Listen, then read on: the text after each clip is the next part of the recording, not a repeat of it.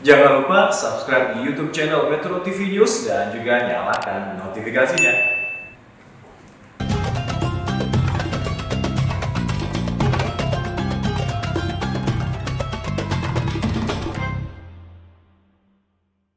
Dipersembahkan oleh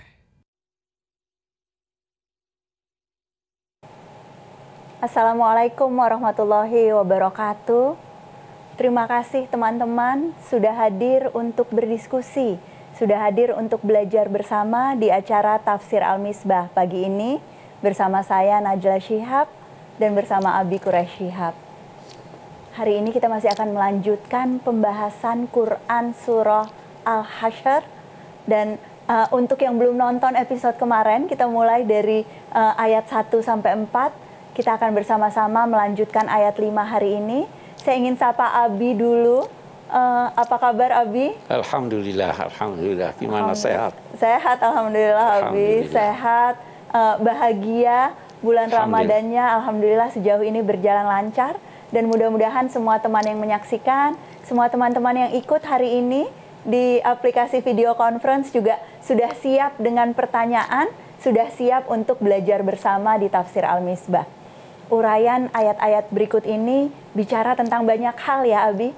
Salah satu yang digarisbawahi di awal berkait dengan perusakan, apa yang boleh dilakukan dan mana yang hanya kalau dalam keadaan mendesak. Ada beberapa poin juga yang bicara soal harta yang Ella yakin akan sangat menarik untuk kita pelajari sama-sama hari ini. Silahkan Abi dimulai uraiannya. Baik. Bismillahirrahmanirrahim. Oke. Ma qata'tum min linatin aw taraktumuha qa'imah ala usuliha fa biiznillah. Kita dalam episode yang lalu berkata bahwa dalam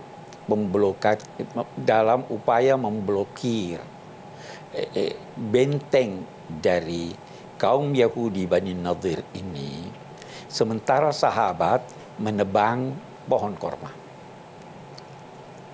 Katanya ada 2 pohon korma yang ditebang.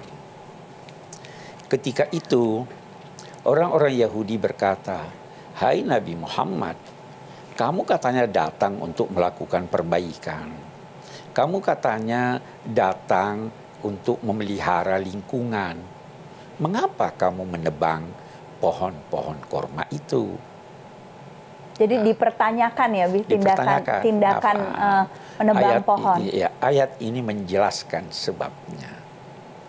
Kita kemarin berkata bahwa itu sebenarnya bukan atas perintah Nabi, tapi inisiatif sahabat yang ingin mendapatkan tempat yang lebih lapang untuk pasukan, atau itu untuk mempermudah jalan menuju ke lokasi yang dituju.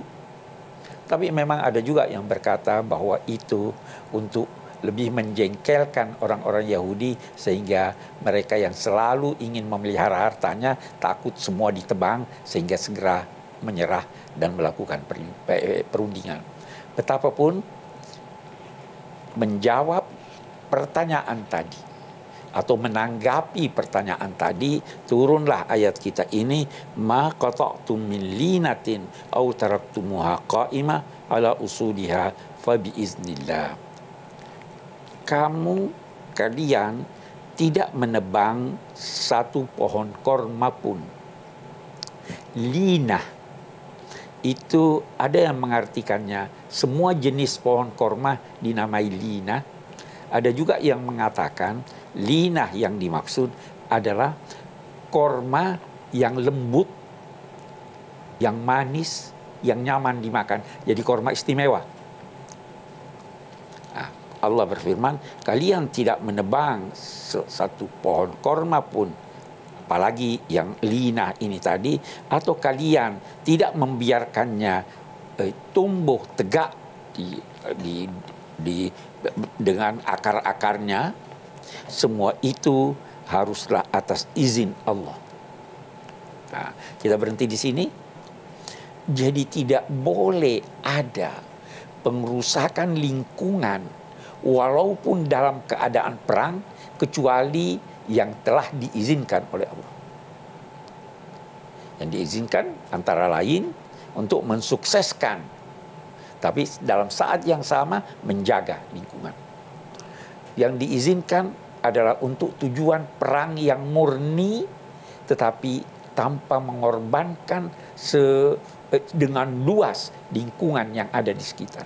Jadi dalam prinsipnya membumi hanguskan sebuah daerah itu sama sekali tidak dibolehkan. Sama sekali tidak dibolehkan. Kalaupun ada perusakan, ada tadi misalnya contohnya penebangan pohon yang hanya 2 pohon, itu pun dalam bentuk-bentuk yang Allah, sangat terbatas jadi dan seizin Allah. mempertimbangkan kemaslahatan yang lebih besar. Nah, baru di sini dikatakan waliyakhziyal fasiqin. Itu juga kalau terjadi penebangan tujuannya adalah untuk lebih menghinakan, lebih menanamkan rasa tidak percaya diri terhadap orang-orang yang melanggar ketentuan Tuhan ini, sehingga tidak perlu ada jatuh korban jiwa. Langsung aja melakukan pembicaraan damai dan sebagainya atau menyerah. Baru di sini dikatakan wa ma afa Allahu ala rasulihi minhum fama aujaftum alaihi min khailin wala rikab. Nah, dalam peperangan ada ketentuan menyangkut harta rampasan. Itu dinamai ghanimah. Betul. Harta rampasan itu 4/5-nya dibagi untuk anggota pasukan. Okay. 4/5 untuk anggota pasukan, tapi ini waktu zaman jahiliyah agak berbeda ya, Bi, pengaturannya. Oh iya, waktu zaman jahiliyah tidak ada ketentuan. Semuanya untuk kepala suku, kira-kira begitu ya, Bi? Untuk kepala suku atau untuk panglima. Betul. Dia yang ambil duluan, dia yang ini, sisanya baru dibagi. Okay. Kalau ini tidak. Kalau di Islam sejak ada semula aturannya. sudah ditentukan 4/5, 1/5-nya itu di tangan Allah dan Rasulnya, atau dengan kata lain dianugerahkan kepada Rasul untuk dimanfaatkan untuk kepentingan umum, bukan anggota pasukan. Itu dulu begitu. Tetapi itu kalau terjadi perang. Kalau tidak terjadi perang, seperti halnya Bani Nadir ini, ketentuannya lain. Okay. Nah, inilah yang dikatakan di sini, fama aujaftum alaihi min khailin wala rikab. Aujaftum itu berarti mempercepat lari. Kalian tidak mempercepat larinya kuda atau unta. Kalau unta itu berjalan santai, itu berarti tidak ada bahaya. Itu berarti tidak ada perang. Tapi kalau dipercepat larinya, maka itu isyarat bahwa salah satu tujuannya adalah untuk perang. Nah, di sini dikatakan kalian tidak mempercepat larinya kuda, tidak juga larinya unta-unta itu. Berarti kalian tidak berperang. Memang ketika itu seperti apa yang dikatakan kemarin, ketika itu mereka berjalan kaki. Betul. Dari kota Madinah ke perkampungan Bani Nadir, yang jauhnya itu hanya sekitar lebih kurang 2 mil, sekian kilo. Nah, jadi kurang dari 3 kilo. Jadi di ayat ini kemudian diterangkan bahwa ini berbeda dengan ghanimah dan harta yang dirampas dari kaum Yahudi ini kemudian ada ketentuan-ketentuan gitu ya, Bi, yang dijelaskan di ayat berikutnya. Nah, seperti apa penjelasannya, seperti apa ketentuannya akan kita diskusikan bersama. Pelajaran dari Abi Quraish Shihab tetap di Tafsir Al-Misbah. Hampir 90% dari harta kekayaan di dunia ini dimiliki oleh segelintir orang.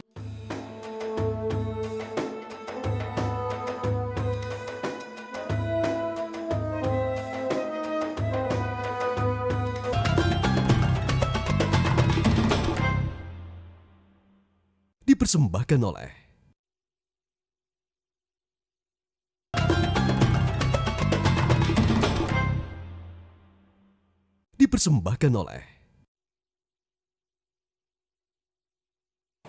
Kembali di Tafsir Al-Misbah, masih membahas kisah Bani Nadir yang melakukan pembangkangan terhadap Nabi Muhammad, mendapatkan siksa dari Allah Subhanahu wa Ta'ala, dan kemudian terusir dari kampung halamannya.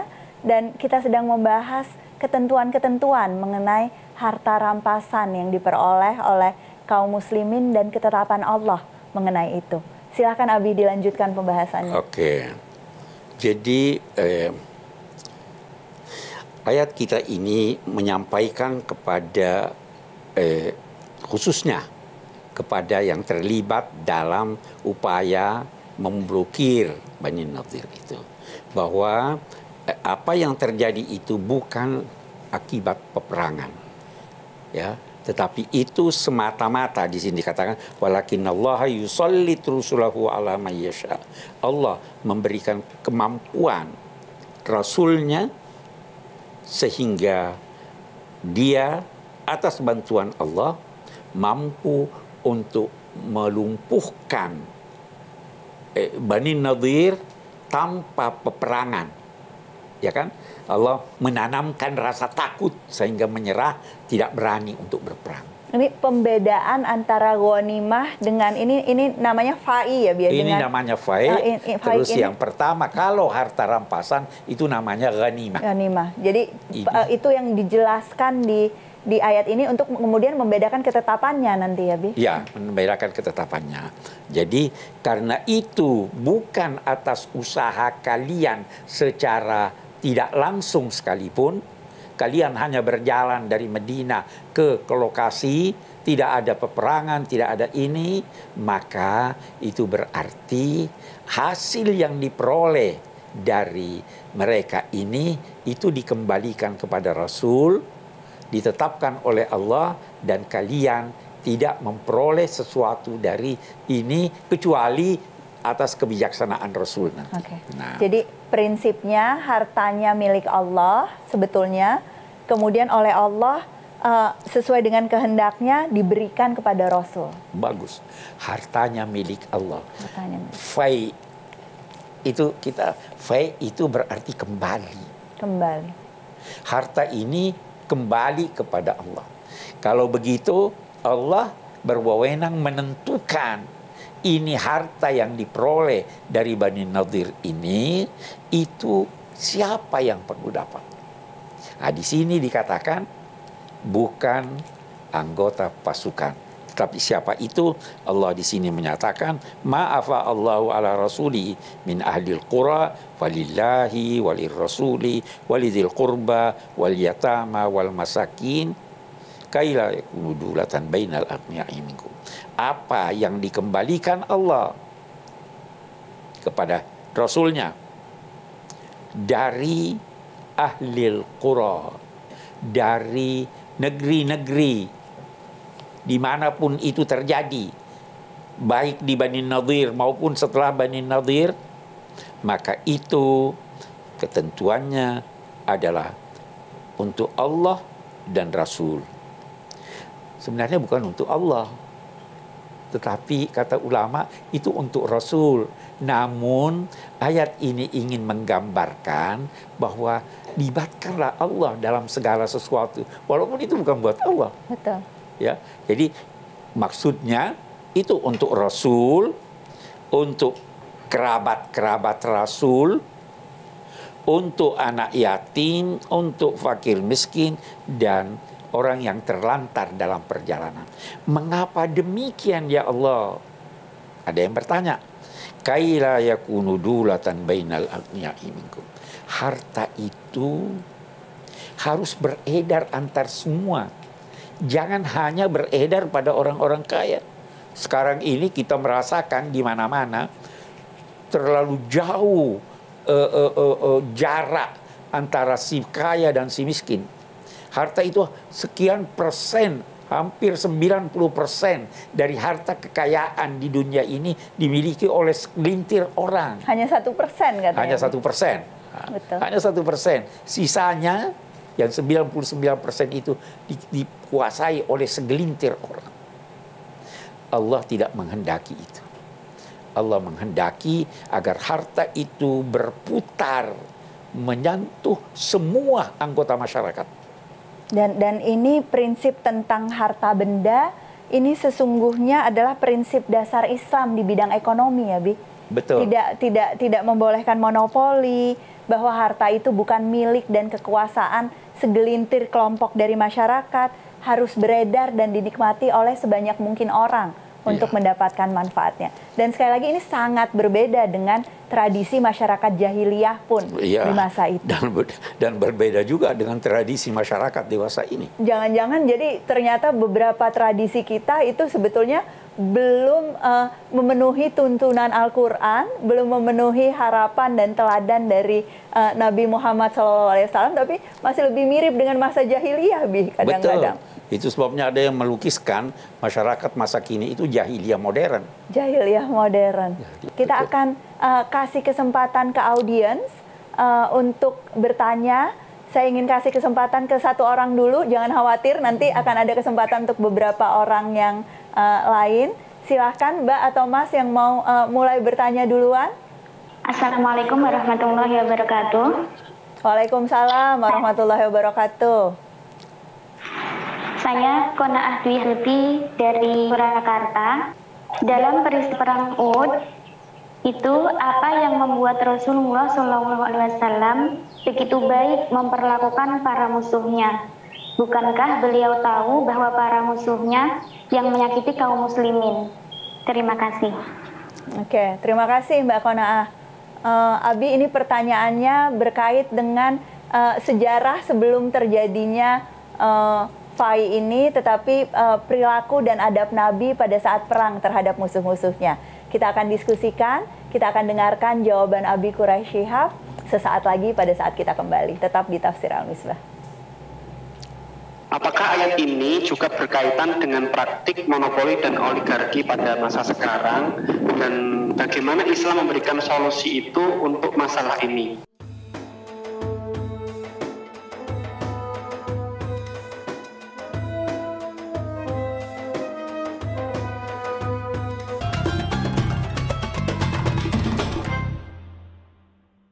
Dipersembahkan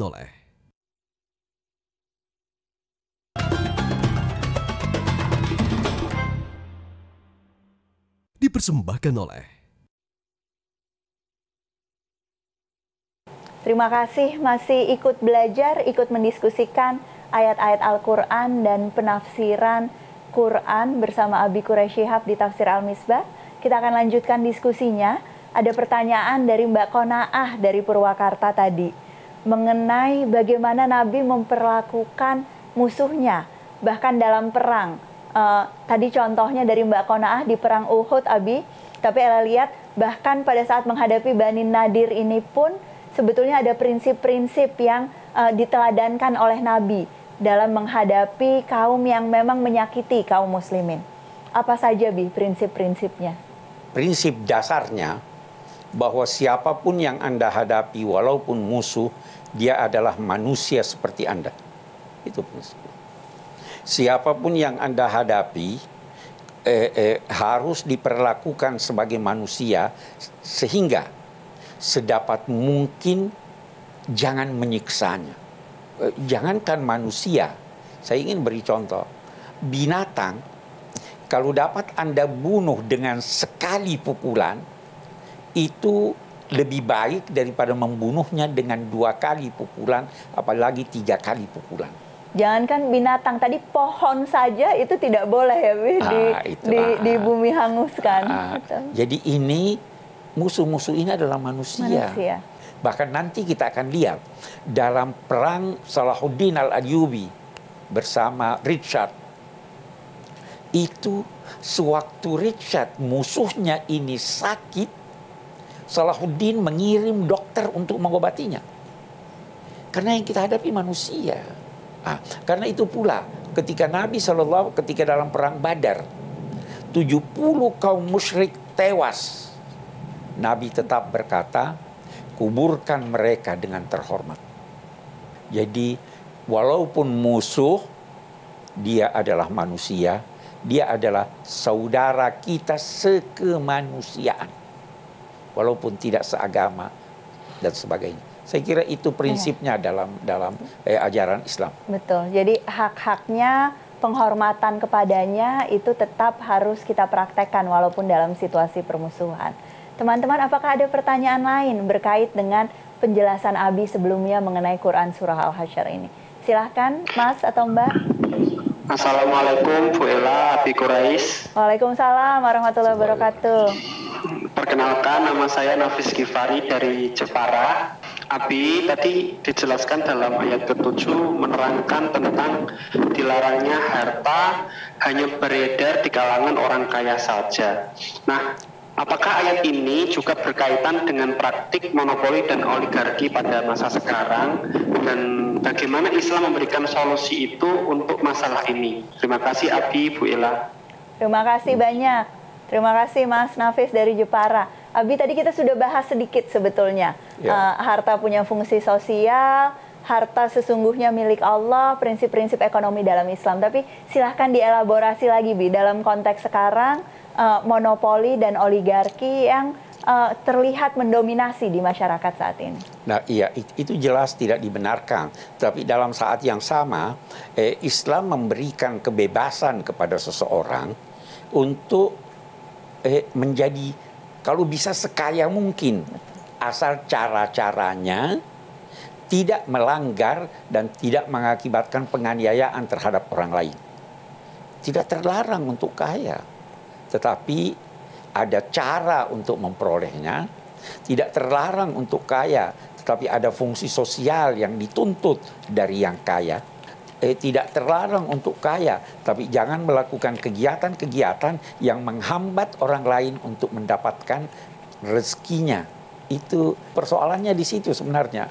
Ya, kita tidak membatasi hak milik, tetapi dalam saat yang sama kita tidak memberikan wewenang kepada seseorang untuk menggunakan hartanya sambil menganiaya orang lain. Dari sini monopoli terlarang dan lain-lain semacamnya. Dalam konteks ayat ini, Bi, penjelasan Quran bahwa Allah menyerahkan kepada Rasul gitu ya, menyerahkan pada kewenangan Rasul. Apakah Muslim itu memang juga harus patuh pada kebijaksanaan atau ketetapan Rasul dalam bidang apapun?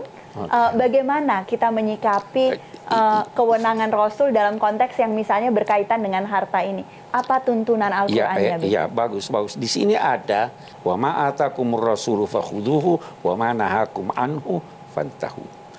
Apa yang diberikan oleh Rasul kita kembangkan, apa yang diperintahkan oleh Rasul maka laksanakan itu, dan apa yang dilarangnya maka jauhi itu. Nah, kita mari lihat apa yang diperintahkan Rasul itu bisa bermacam-macam. Ada yang wajib, ada yang sunnah. Dalam konteks ini tadi, uraian ini konteksnya dalam konteks pembagian harta faid. Betul. Nah, tetapi secara umum, terkadang Rasul memerintahkan sesuatu, tapi itu tidak wajib diikuti. Ada seorang sahabat Nabi Jabir bin Abdillah, dia punya ayah punya utang. Beliau Jabir minta kepada Nabi, tolonglah bicara kepada yang memberi hutang itu agar membebaskan ayah dari hutangnya. Yang dimohon untuk dibebaskan itu tidak mau. Burairah, seorang wanita yang tidak lagi mencintai suaminya dan meminta untuk bercerai. Rasul SAW membujuknya untuk tidak bercerai. Burairah bertanya, ini perintah dalam kedudukanmu sebagai Rasul atau ini saran? Nabi menjawab, ini saran. Kalau saran, maaf, saya sudah tidak mencintainya lagi. Jadi tidak semua otomatis. Itu pun, kalau perintah Rasul yang wajib, tetapi kita tidak bisa melaksanakannya, maka bisa terdapat kemudahan untuk itu. Karena itu, dalam konteks apa yang diperintahkan Rasul, beliau menggarisbawahi apa yang mampu kamu lakukan. Lakukanlah perintahku sesuai kemampuanmu, tetapi beliau berkata begini, dan hindari laranganku. Tidak ada istilah menjauhi laranganku sesuai kemampuan. Jadi kalau yang dilarang harus gitu ya, diikuti, tidak boleh disentuh, tetapi kalau yang anjuran itu kita berusaha sesuai dengan kemampuan sesuai kita. Dengan kemampuan. Kira-kira begitu Ya, petunjuknya. Mudah-mudahan jadi catatan dan pelajaran kita. Jangan kemana-mana dulu, kita masih akan kembali sesaat lagi di Tafsir Al-Misbah. Dan karakter apa, Bi, yang kemudian masih bisa kita praktekkan sekarang walaupun kita tentu berada di zaman yang berbeda dengan kaum muhajirin? Oh iya, kalau hijrah sekarang tidak ada lagi kata Nabi.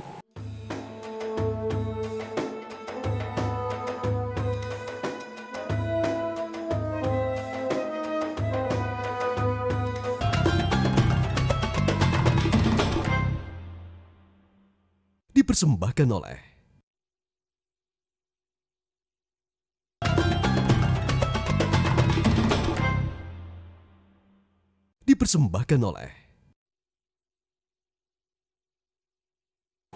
masih di Tafsir Al-Misbah, teman-teman, dan masih banyak kesempatan untuk mengajukan pertanyaan. Saya sangat menikmati percakapannya dengan Abi. Terima kasih Abi, dan juga pertanyaan dari teman-teman yang membantu memperkaya diskusi kita hari ini. Saya ingin kasih kesempatan satu lagi untuk teman-teman yang ikut hadir. Apakah masih ada yang ingin ditanyakan dalam kaitan dengan pembahasan kita kali ini masih di Surah Al-Hasyr.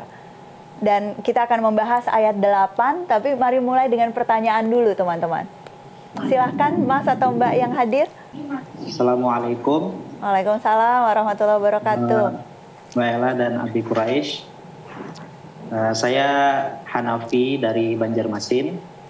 Baik, tadi ada sedikit keterangan ya tentang kaum muhajirin yang terusir dari tempat tinggalnya, tapi tetap kuat dan mempunyai tekad untuk hijrah dengan Nabi.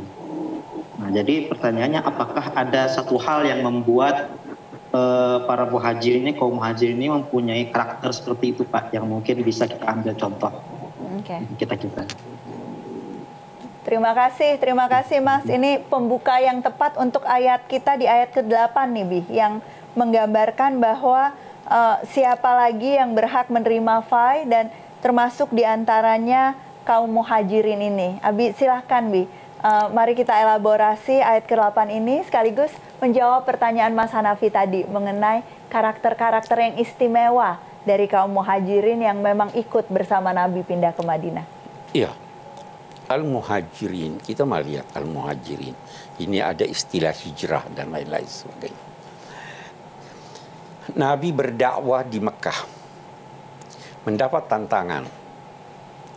Ada orang-orang yang beriman yang disiksa, yang tidak diberi kebebasan untuk melaksanakan ajaran agamanya. Nabi kemudian memberi saran kepada mereka, silahkan meninggalkan kota Mekah untuk mempertahankan keimanan dan memberikan kepada kalian kebebasan untuk beragama. Pada mulanya mereka berhijrah ke Habasyah, ke Ethiopia. Di sana ada penguasa yang adil walaupun non-muslim. Mereka ditampung, mereka dipelihara di sana. Kemudian terjadi hijrah ke Madinah. Dan Nabi pun pada akhirnya hijrah ke Madinah. Kenapa mereka hijrah? Karena ingin mempertahankan akidah mereka. Karena ingin melaksanakan secara sempurna tuntunan-tuntunan agama. Di Mekah itu tidak bisa. Maka apa yang terjadi? Mereka terpaksa hijrah. Hijrah itu artinya meninggalkan sesuatu, tempat atau keadaan karena sesuatu itu dianggap buruk. Kalau meninggalkan sesuatu yang dianggap baik, itu bukan hijrah namanya. Ada yang buruk yang Anda tinggalkan, maka itu namanya hijrah. Nah, dan dalam konteks Al-Muhajirin ini mereka terpaksa meninggalkan Mekah karena dihalang-halangi ya, Bi, untuk melaksanakan ajaran agama. Mereka pergi itu tidak membawa harta. Mereka pergi itu seringkali tidak membawa anak dan istri. Sehingga setelah tiba di Madinah, sebagian besar dalam keadaan miskin, dalam keadaan butuh. Untung mereka disambut oleh penduduk Madinah yang juga beriman, yaitu Al-Ansar. Jadi tujuan hijrahnya mempertahankan akidah dan melaksanakan tuntunan agama. Dan ini yang menunjukkan betapa luhur kepribadiannya kaum berapa muhajirin luhur ini. kepribadiannya, betapa tulus mereka, dan betapa mereka itu berjuang untuk mencapai hijrah ini tadi. Dan karakter apa yang kemudian masih bisa kita praktekkan sekarang, walaupun kita tentu berada di zaman yang berbeda dengan kaum muhajirin. Oh iya, kalau hijrah sekarang tidak ada lagi kata Nabi. La hijrah ba'dal fath. Tidak ada lagi hijrah sesudah kemenangan mencapai membuka kota Mekah. Walakin jihadun wa niyah. Yang ada kalau mau hijrah adalah tekad yang kuat untuk berjihad. Jihad yang dimaksud di sini adalah melawan hawa nafsu. Bukan jihad perang ya, Bi? Bukan jihad perang. Jihad dan niat. Tekad niat untuk melakukan suatu kebaikan. Nah, hijrah kalau sekarang ini itu berarti meninggalkan yang buruk. Meninggalkan yang buruk pada sifat Anda, pada sifat kita, untuk kita ganti dengan yang baik. Karena itu hijrah sekarang kalau mau kita praktekkan secara individual, carilah apa yang buruk dari sikap kita, dari akhlak kita, dari kegiatan kita, tinggalkan itu untuk melakukan yang baik. Dan dahulukan meninggalkan yang buruk daripada menghiasi diri dengan kebaikan.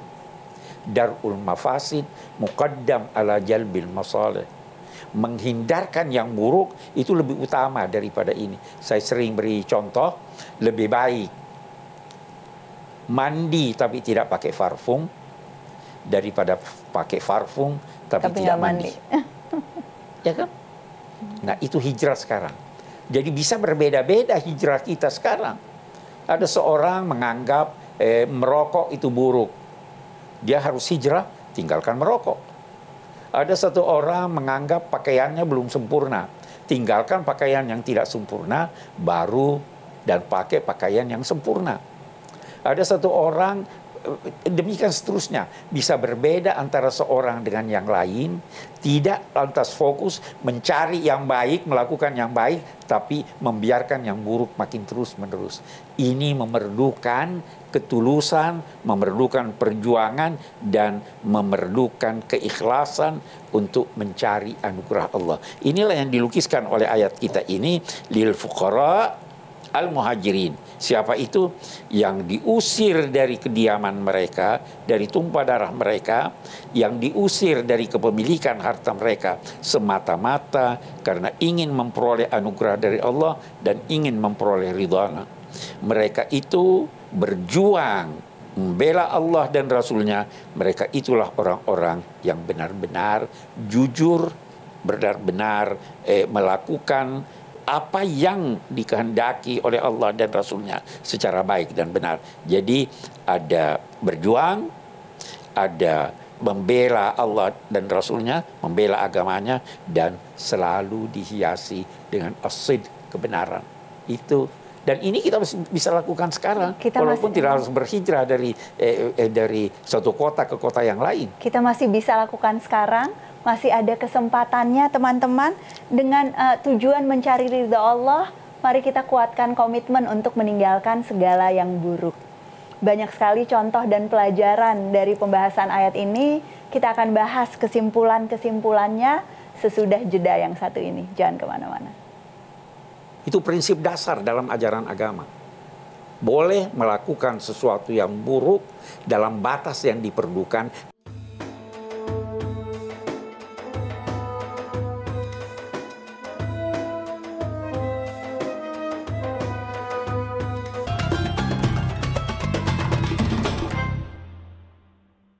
Dipersembahkan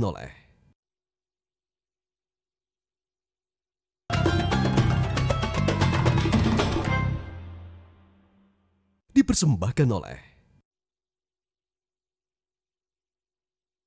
Alhamdulillah teman-teman masih bergabung di Tafsir Al-Misbah bersama saya Najla Shihab dan Abi Quraish Shihab. Dan kita sudah sampai di penghujung acara hari ini. Kita akan memberikan kesempatan pada Abi untuk merangkum kesimpulan-kesimpulan dari kisah berbagai kaum tuntunan Al-Quran yang kita pelajari dari Quran surah Al-Hasyr ini? Sampai ayat 8 kita alhamdulillah hari ini, Abi. Silahkan, Bi, poin-poin utamanya. Baik, yang pertama yang saya ingin garis bawahi, ini ayat 5. Kewajiban memelihara lingkungan walau dalam peperangan.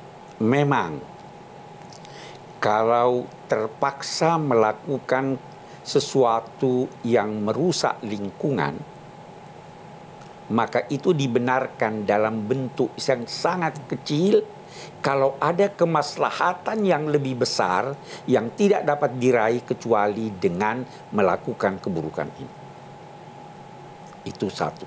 Itu prinsip dasar dalam ajaran agama.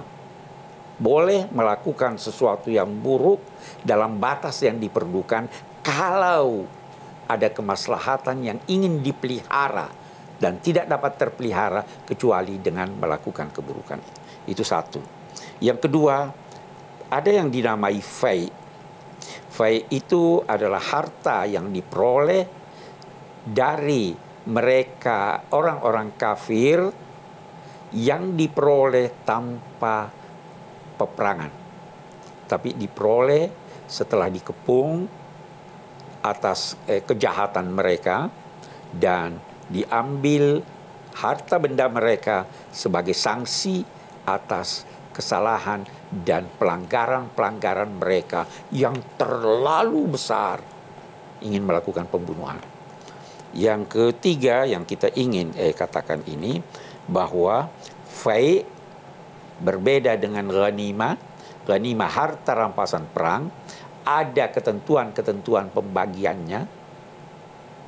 Sedangkan fai ada juga ketentuan-ketentuannya yang diserahkan kepada Rasul untuk beliau bagikan kepada siapa yang beliau anggap wajar untuk mendapatkannya dari bagian beliau. Ada juga bagian khusus untuk para kerabat Nabi, ada untuk anak-anak yatim, untuk orang miskin dan ibnus sabil, orang-orang yang terlantar dalam perjalanan. Selanjutnya kesimpulan kita, ketetapan-ketetapan Allah menyangkut harta benda ini dan siapa yang hendaknya atau wajib diberikan itu bertujuan umum bahwa harta itu tidak boleh hanya berkisar pada kelompok orang-orang kaya saja, tetapi hendaknya itu menyentuh semua anggota masyarakat sehingga yang miskin pun mendapatkan hasil dan manfaat dari peredaran harta itu. Itu prinsip, karena itu monopoli tidak, dan segalanya yang melanggar hal ini terlarang dalam agama. Selanjutnya, prinsip apa yang diberikan oleh Rasul, terimalah. Apa yang dilarang, jangan lakukan. Apa yang diperintahkan oleh Nabi, lakukanlah sesuai kemampuan. Tetapi apa yang dilarangnya, tinggalkan. Kita bisa bertanya, kenapa ini sesuai kemampuan dan ini yang dilarang ditinggalkan? Saya akan beri contoh. Ini mushaf saya letakkan di sini. Kalau ada yang menyuruh saya coba ambilkan mushaf ini, saya tidak bisa ambilkan kalau saya tidak mampu. Maka kalau kamu disuruh, lakukan sesuai kemampuan kamu.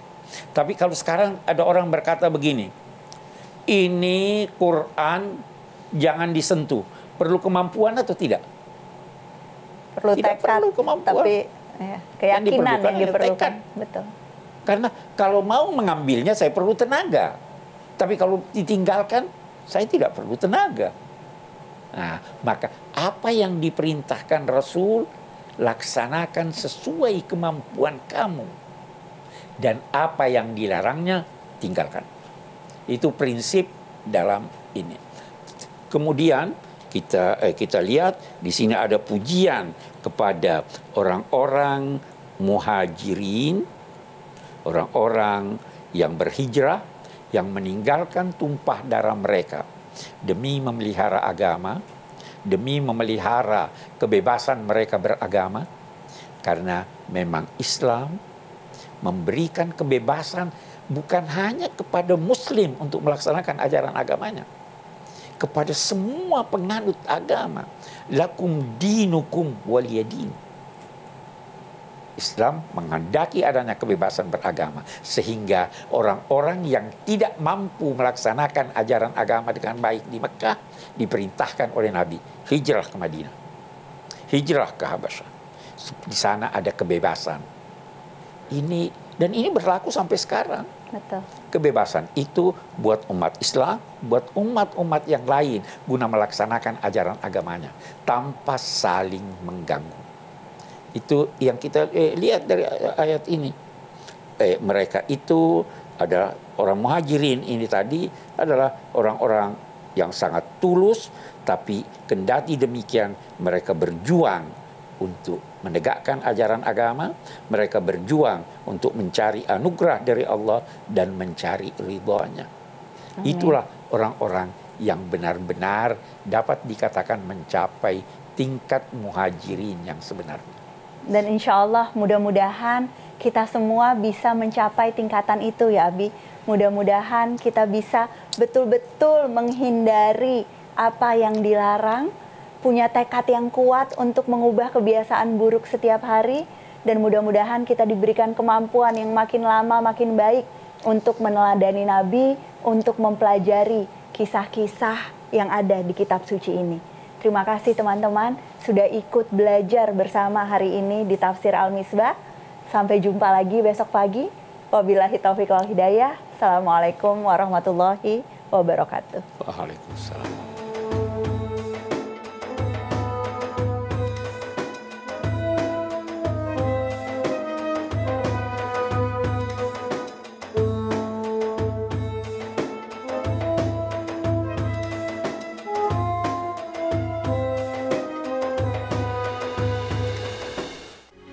Metro TV.